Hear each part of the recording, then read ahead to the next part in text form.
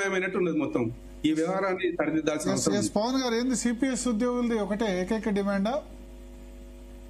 అవును సార్. భరత్ గారు నమస్కారం. ఈ రోజు తెలంగాణ రాష్ట్రంలో ఉన్న 13 లక్షల ఉద్యోగ ఉపాధ్యాయ పెన్షనర్ అవుట్ సోర్సింగ్ కాంట్రాక్ట్ ఉద్యోగులందరూ కూడా చాలా సంతోషంగా ఉన్నారు. తెలంగాణ వచ్చిన తర్వాత మొట్టమొదటిసారిగా 209 జేఏసీ సంఘాలు ఏకమై ఈ రోజు మహాధర్నా నిర్వహించడం చాలా సంతోషం. అలాగే జేఏసీ నాయకత్వం ఇప్పటి నుండి సంప్రదింపులు లేవు, సమరమే అని ఆ మాట అనడం అందరం కూడా సంతోషపడుతున్నాం.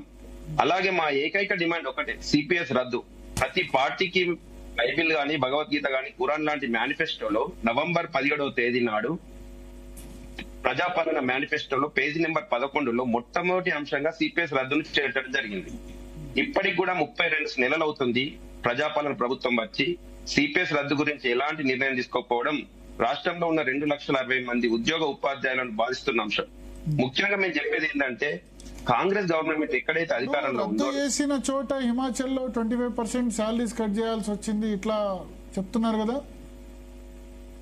అది అంతా ఇప్పుడు మన తెలంగాణ రాష్ట్రం ఒకప్పుడు ధనిక రాష్ట్రంగా చెప్పుకున్నాం. మనం ఈనాడు ఇదే రేవంత్ రెడ్డి గారు వరంగల్ సభలో ఏమని చెప్పాడంటే, మేము అధికారంలోకి వచ్చిన 6 నెలల్లోపు మీకు పాత పెన్షన్ ఇస్తున్నామని మాట ఇచ్చారు. ఒక రేవంత్ రెడ్డి గారు కాదు, బట్టి విక్రమార్క గారు చెప్పారు, ఉత్తమ్ కుమార్ రెడ్డి గారు చెప్పారు. సిపిఎస్ ఉద్యోగులందరూ కూడా ఎమ్మెల్యేలని కలిశారు కదా, మంత్రులు కలిశారు కదా, వాళ్ళు ఏమని చెప్పారు మరి? హామీ ఇచ్చాం కదా అంటే ఏమంటారు వాళ్ళు? సిపిఎస్ ఒకటే అంటారు, ఇది మా ప్రజాపాలన ప్రభుత్వం మాట ఇస్తే తప్ప కంపల్సరీ ముఖ్యమంత్రి గారు కూడా దీనిపైన సానుకూలంగా ఉన్నారు. సరి అయిన టైంలో సరి అయిన నిర్ణయం తీసుకుంటారని మంత్రి గారు కానీ ఎమ్మెల్యేలు గారు చెప్పారు. మేము 33 రోజులు ఎన్నికలకు ముందు సరైన టైం అంటే ఎన్నికలకు 6 నెలలు, సంవత్సరం ముందు, అంతేనా?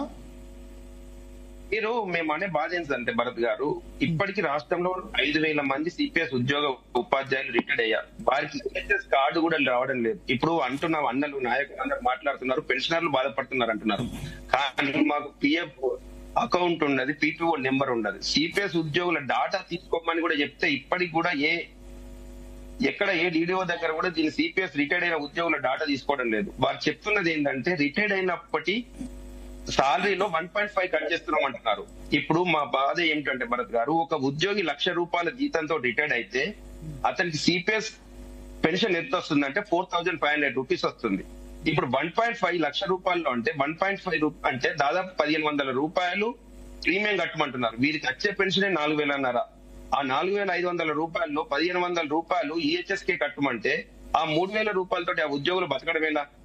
ఇంకా ఇది కాకుండా 3 నెలల అడ్వాన్స్ ముందే కట్టమని చెప్తున్నారు. అంటే అతనికి వచ్చే 4,500 రూపాయలు వచ్చే పెన్షన్ మొత్తం కూడా ఈహెచ్ఎస్ కట్టమంటున్నారు. ఇప్పటికైనా మేము జేఏసీ భాగస్వామ్య పక్షాలకు కోరుతున్నది ఏంటంటే, సిపిఎస్ ఉద్యోగులను రిటైర్ అయిన వాళ్ళ డాటా తీసుకొని వారికి ఎలాంటి 1.5% కట్ కాకుండా మానవతా దృక్పథంతో ఆ 5,000 మంది కూడా ఈహెచ్ఎస్ లో కార్డు ఇవ్వాలని మేమందరం కోరుతున్నాం.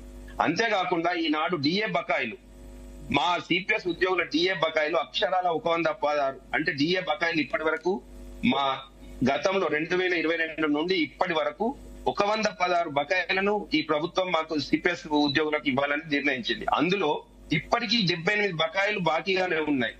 ఈ 78 బకాయిలు రాకపోవడం వల్ల రిటైర్డ్ అయిన సిపిఎస్ ఉద్యోగులకు కూడా పెన్షన్ రావడం లేదు. ఏమన్నంటే, మీరు డిఏ బకాయిలు ఉన్నారు, ఆ 78 డిఏ బకాయిలు అయిన తర్వాతనే మీకు పెన్షన్ అనేది క్లియర్ అవుతుంది, అప్పటిదాకా మీకు పెన్షన్ రాదంటుంది. ఇప్పటికైనా మా యొక్క భరత్ గారు 1 మినిట్, ఇప్పటికైనా 2,000 కోట్లు ప్రభుత్వం విడుదల చేసే బకాయిల్లో సిపిఎస్ ఉద్యోగుల సంఖ్య ఎంత ఉందో వారి వాటా ప్రకారం డిఏ బకాయిలకు దయచేసి మన జేఏసీ పక్షాలు గాని ప్రభుత్వం గాని వెంటనే సిపిఎస్ ఉద్యోగులకు డిఏ బకాయిలను విడుదల చేయాల్సిందిగా కోరుతున్నాం. ఇప్పటి వరకు రిలీజ్ అయిన దాదాపు 12,000 కోట్లలో సిపిఎస్ ఉద్యోగులకు 1 రూపాయి కూడా ఇప్పటి వరకు రాలేదు.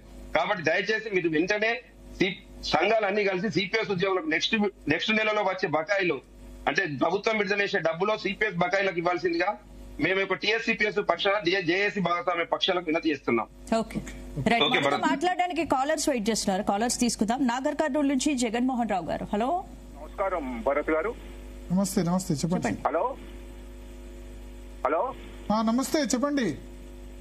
ఇంకో సౌండ్ వస్తలేదు. మీరు డైరెక్ట్ గా టీవీలో చూడకుండా డైరెక్ట్ గా అడగండి క్వశ్చన్. డైరెక్ట్ గానే మాట్లాడుతున్నాం. భరత్ గారు, మీరు ఒక మాట అన్నారు ఇంతవరకు, దాంట్లో గురువులకు జీతాలు ఎక్కువ అని ఎవరు కామెంట్ చేస్తే, మీరు గురువులను గౌరవించి వాళ్ళకి జీతాలు ఎక్కువ ఎందుకున్నవి, వాళ్ళకి గురువులను గౌరవించాలి, జీతాలు ఎక్కువ లేవు, వాళ్ళకు జీతాలు తక్కువనే ఉన్నాయి, వాళ్ళకి సమస్యలు ఉన్నాయని మీరు ఉపాధ్యాయుల తరఫున మాట్లాడారు. మీకు ధన్యవాదాలు.